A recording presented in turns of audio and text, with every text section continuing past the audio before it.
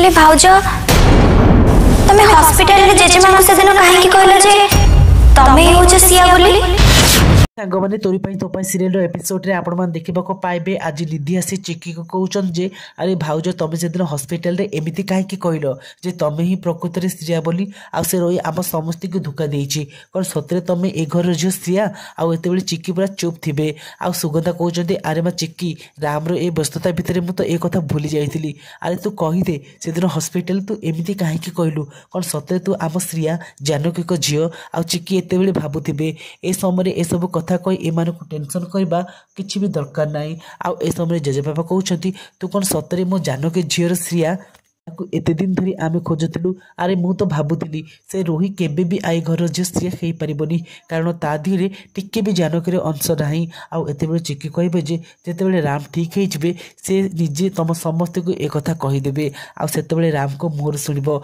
बस एबे राम को केमिति ठीक करबा से विषय भाबिया को पड़िबो। आ एते बेले निधि कहउचंती भाउज को साथे रे आमे समस्त अछु आ हमर केही भी किछि करि परिबेनी खास करी मो चिक्की भाउज अच्छी से तो हारिबार प्रश्न ही ना। आउ एमती कही समस्ते चिक्की को सपोर्ट करती।